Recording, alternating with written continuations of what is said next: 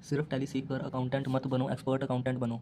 और आज मैं बताऊंगा कि एक्सपर्ट अकाउंटेंट बनने के लिए क्या क्या सीखना पड़ता है। अकाउंटिंग फील्ड में mainly two types of accountant होते हैं, बेसिक अकाउंटेंट और एक्सपर्ट अकाउंटेंट।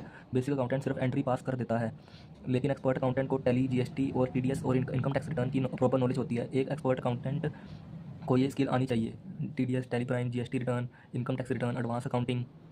इंटरव्यू में कई बार सीए कैंडिडेट को टैली एंट्री पास करने के लिए बोलते हैं। अगर कैंडिडेट सिर्फ एंट्री पास कर देता है और करेक्शन नहीं कर पाता तो उसकी नॉलेज बेसिक मानी जाती है। इसीलिए सिर्फ टैली सीखना काफ़ी नहीं है, आपको प्रैक्टिकल अकाउंटिंग और टैक्सेशन दोनों आनी चाहिए। अकाउंटिंग का सबसे इंपॉर्टेंट रूल है पर्सनल ट्रांजैक्शन और बिजनेस ट्रांजैक्शन में डिफरेंस समझना।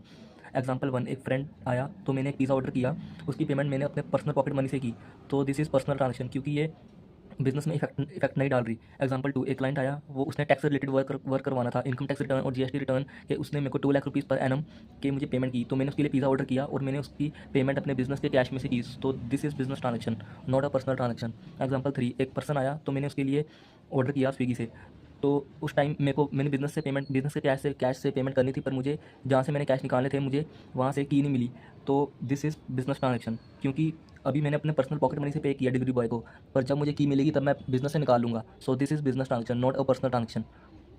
अगर आप अकाउंटिंग, जीएसटी और टैक्सेशन फ्री में सीखना चाहते हो तो पेज को फॉलो कर लो, कल से नेक्स्ट टॉपिक स्टार्ट करेंगे।